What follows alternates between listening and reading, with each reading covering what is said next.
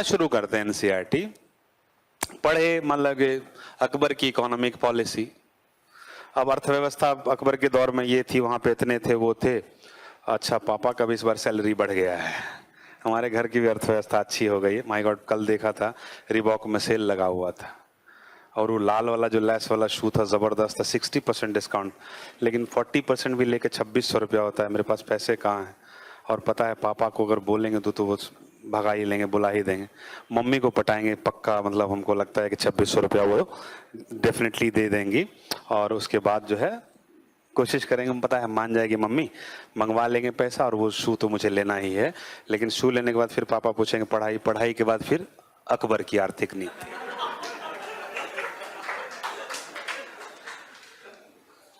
अक्सर ऐसा होता है। कभी आपने सोचा है कि क्यों ऐसा होता है? प्रॉब्लम क्या है कि हम जब दोस्तों से बात करते हैं तो वो भी यही बात बताता है कि हाँ यार हम भी पढ़ रहे थे, ऐसा ही हुआ। अच्छा, सबके साथ होता, चलो कोई बात, ये मानव, हाँ मतलब मानवीय ये प्रक्रम के रूप में हम इसको एक्सेप्ट करके चल पड़ते हैं। जब एनसीईआरटी पढ़ने लगती है, कोई भी इस तरह की टेक्स्ट बुक पढ़ने लगते हैं, मम्मी बुलाती है। मतलब नॉवेल कितने लोग पढ़ते हो रेगुलर? एक कमी ये भी है हिंदी माध्यम में, एक कमी ये भी है कि आपके जो पढ़ने की आदत होती है वो कम होती है, और उसका कारण भी हम अच्छी तरह से बता सकते हैं।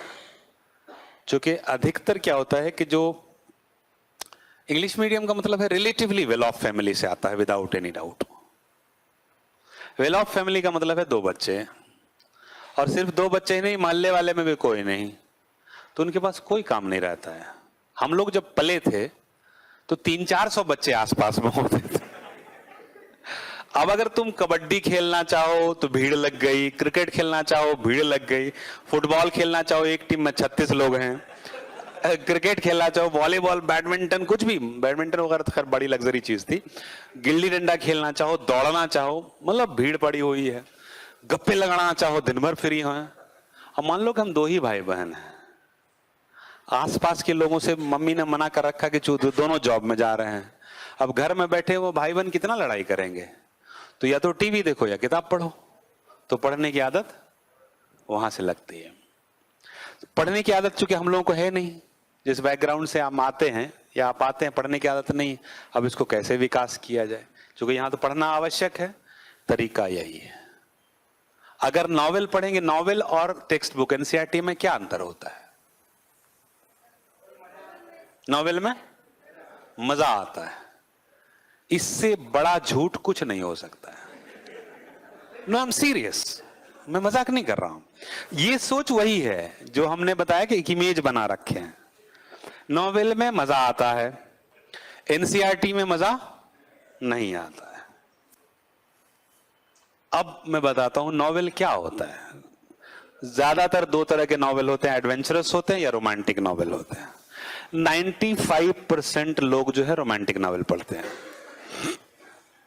5% एडवेंचरस, या 95% में कुछ कुछ सेकंड प्रेफरेंस हो सकता है एडवेंचरस, लेकिन ज्यादातर रोमांटिक। रोमांटिक क्या होता है? 2 लड़का 1 लड़की, 2 लड़की 1 लड़का, पूरी 300 पेज का आपको वही बना देता है जो दिमाग पे लिखा हुआ है पेशानी पे हमारे, और राइटर आपको बनाता है। आप पढ़ने लगते हैं तो 4-5-10 कैरेक्टर होता है उसमें। जो सबसे अच्छा कैरेक्टर होता है वो आप होते हैं, जो सबसे बुरा कैरेक्टर होता है वो आपका विलेन कोई होगा, दोस्त बदतमीज टाइप का, उसको आपको अच्छा ये उस टाइप से है।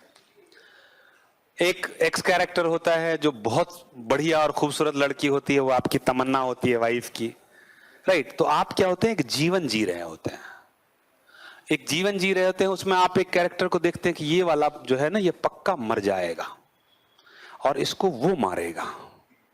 करते रहते हैं ये सब। जब वो एक्चुअली 5वें पेज 6ठे पेज में मर जाता है, यस, मैं तो आज का आइंस्टीन हूं, पापा ने मौका नहीं दिया वरना मैं तो बड़ा साइंटिस्ट बन जाता, राइट? सोच आपकी उछल जाती है। अगर वो नहीं मरा, कोई नया ट्विस्ट मिल गया, माय गॉड, ये तो मैंने सोचा ही नहीं था, अच्छा ये भी दिशा हो सकती है। आप इस तरह से नॉवेल में इतना इन्वॉल्व हो जाते हैं, इतना एंगेज हो जाते हैं कि आपको पता ही नहीं चलता, आप 300 पेज खत्म करके तैयार हो जाते हैं।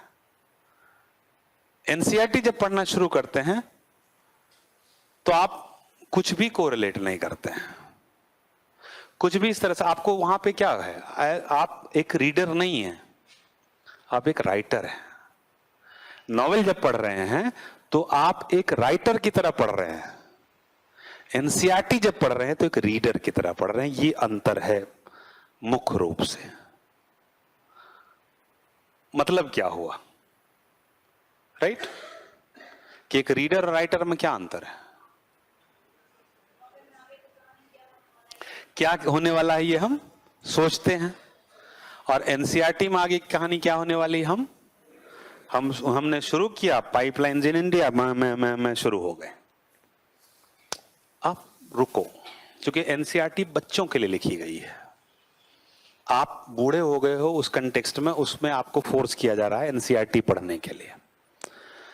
इस उम्र में आपको, जैसे एनसीईआरटी आप 7th क्लास की पढ़ रहे हैं, 7th क्लास का मतलब है 11 साल का बच्चा, 10 क्लास का मतलब है 14 साल का बच्चा। आप 20, 22, 25 पे ऐसी बुक पढ़ रहे हो जो 14 साल के बच्चे के लिए लिखी गई है। आप अपने 14 साल को याद करो और आज को याद करो, आसमान जमीन का बदलाव हुआ होगा इस 10 साल में, राइट? आप एक बच्चे से एक जवान के रूप में जो उत्थान होता है, जो इवोल्यूशन होता है, बहुत ट्रांसफॉर्मेशन होता है, बहुत मैच्योरिटी आ जाती है। जैसे हम 8वीं क्लास में थे तो मुझे ये, मैं श्योर था 100%, मेरे फादर मैथमेटिक्स के टीचर, और मैं कह सकता हूं कि मेरे खून में, ब्लड में मैथमेटिक्स चलता है। मेरी सिस्टर भी मास्टर है, मतलब मैथमेटिक्स, और जनरली लड़कियां मैथमेटिक्स में कमजोर होती हैं। 8वीं क्लास तक मैं ये श्योर था कि अपने फादर को मैंने अलजबरा सिखाया है, इसलिए कि उनका जो पूछने का अंदाज होता था, कोई भी सवाल तो इस तरह से पूछते थे कि अच्छा ये वाला सवाल कैसे हुआ, हमको समझ में नहीं आया। तो मैं बड़े फख्र से उनको ये देखो, ये स्टेप है, ये स्टेप है, ये स्टेप है, इसके बाद यहां तक पहुंचते हैं। Oh very good, very good.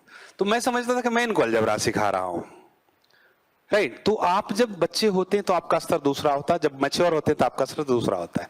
तो जो 14 साल के बच्चे के लिए किताब लिखी गई है, वो आप 22 साल, 23 साल, 25 साल की उम्र में आप पढ़ रहे हैं, जबकि 22 साल, 23 साल की उम्र में आपको एक बुक लिखनी चाहिए उस बच्चे के लिए। तो ये रीडर और राइटर का जो अंतर है, ये अंतर आपकी बहुत ज्यादा बदलाव ले आता है। हम कभी भी जैसे चैप्टर खोलते हैं, शुरू हो जाते हैं, मत शुरू हो, आज से चेंज करो, देखो कितना बदलाव नजर आएगा। हमने कोई भी चैप्टर सोचा तो ये पढ़ना है हमको, वो वाला पढ़ना शुरू किए, पढ़ने से पहले, उस चैप्टर को खोलने से पहले या उसके फर्स्ट लाइन में जाने से पहले 2 मिनट, 5 मिनट, 10 मिनट, जो भी आपकी सोच की क्षमता है, उस टॉपिक के संदर्भ में आप सोचिए कि अगर मैंने लिखा होता इस टॉपिक को तो क्या लिखा होता, क्या क्या लिखा होता। 5 मिनट सोचो, 10 मिनट सोचो। शुरुआत में दिक्कत होगी क्योंकि हम उसके यूज टू नहीं है। तो जब आप सोचोगे, और मान लो सपोज करो कि आप कोई भी टॉपिक ले लो, पाइपलाइंस ले लेते हैं, कि जो पाइपलाइन होती है उससे, तो हम पाइपलाइन में क्या सोचेंगे कि पाइपलाइन क्या है? तो बताओ पाइपलाइन क्या है? परिवहन का एक माध्यम है। तो जैसे ही हम सोचेंगे कि परिवहन का एक माध्यम है, तो हम ये भी सोचेंगे कि परिवहन के और कौन कौन से माध्यम है। तो सड़क है, अच्छा रेल भी है, रेल में भी पाइपलाइन वाला जो चीज भेजी जा सकती है, हाँ भेजी जा सकती है। जलमार्ग हुआ, वायु, लेकिन वायु उसका इससे कंपेयर हो सकता, मतलब हम पढ़ रहे हैं, पढ़ने की कोशिश कर रहे हैं। तो हम जब सोच रहे हैं कि अच्छा वायु मार्ग, वायु मार्ग क्या, वायु मार्ग लेकिन बड़ा इफिशिएंट होता है यार, जल्दी पहुंचा देता है। तो वायु मार्ग, लेकिन तेल ले जाना और ये सब ले जाना वायु मार्ग से नहीं संभव नहीं। अच्छा इसके एडवांटेज क्या है, यही होगा किताब में, डिसएडवांटेजेस क्या है। भारत में पाइपलाइन का वितरण किया है, यकीन मानो सिवाय उस फैक्चुअल लास्ट वाले कंटेंट के कि भारत में पाइपलाइन का वितरण कहां कहां है, तुम हर एक चीज जानते हो। प्रॉब्लम है कि हम वो सोच के बैठे रहते हैं कि हम बनारस भी आते हैं तो बोलते हैं गांव से आए हुए हैं।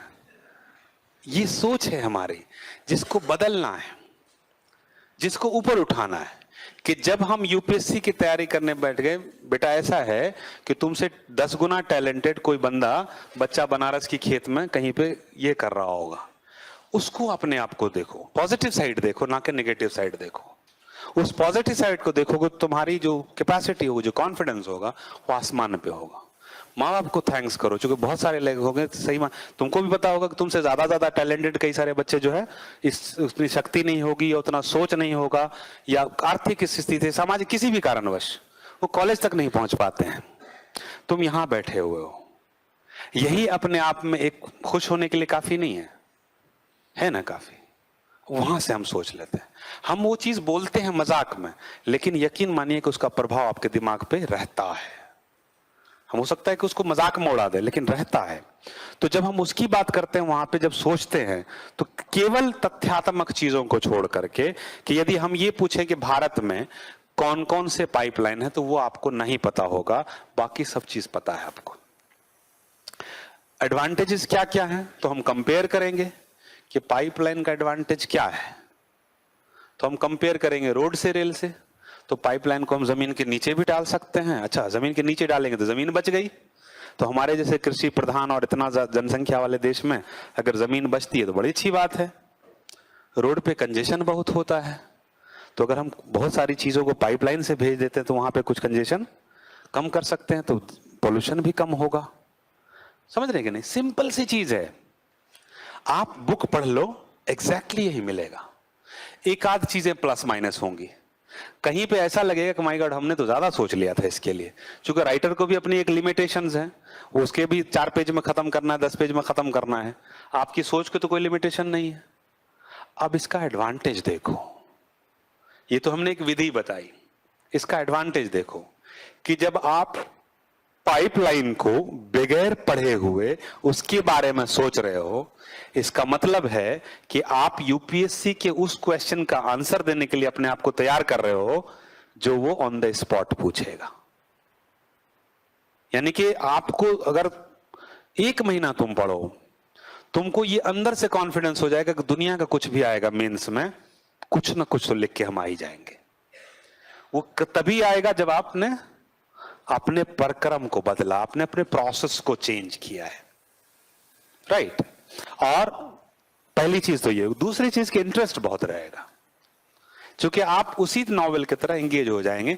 अब सोचो कि एक ट्रायंगुलर लव स्टोरी कहां से एनसीईआरटी से इंटरेस्टिंग हो सकती है, जब ये बता पढ़ोगे तुम कि जिस धरती पे, जिस क्लासरूम पे आप खड़े हो, ये धरती चल रही है, ये भी चल रहा है। प्लेट विवर्तनिक में हम यही पढ़ेंगे। राइट? किसी क्षेत्र में माय गॉड ज्वालामुखी, मतलब अर्थक्वेक आता है, भूकंप आता है इस क्षेत्र में, तो भूकंप माय गॉड 2 प्लेट के टक्कर से भाई भाई कितना बड़ा बड़ा होगा, तो मजे लो उसके, रिजल्ट को छोड़ दो।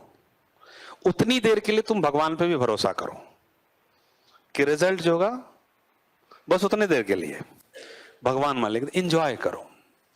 अपने आप को डेली बेसिस पे खुश करो कि माय गॉड आज थोड़ा सा और हम पढ़ लिए, थोड़ा ज्ञान हमारा और बढ़ गया। डेली बेसिस पे हो सकता है बहुत सारे लोगों को ये अपॉर्चुनिटी भी नहीं मिले। वो एक जुडिशियस प्रिपरेशन होगा। तब क्या होगा, जब चलते रहोगे फिरते रहोगे ना, तब भी यूपीएससी की तैयारी होगी।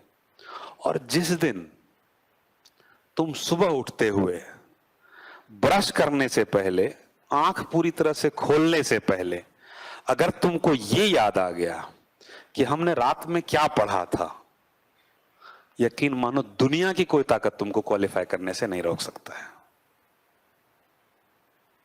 कोई नहीं रोक सकता है। वो चीज आने, उसको जुनून बोलते हैं, उसको लगन बोलते हैं। किताब के साथ चिपके रहने को लगन नहीं बोलते हैं। जब आपकी सोच में यूपीएससी आ गई कि जैसे सपोज कर लो तुम ब्रश कर रहे हो किचन में और अचानक तुमसे पानी गिरा और तुमने देखा माय गॉड ये तो लगता है अफ्रीका का नक्शा बन गया, तो ये तुम्हारे अंदर जुनून दर्शाता है। और वो चाहिए, वो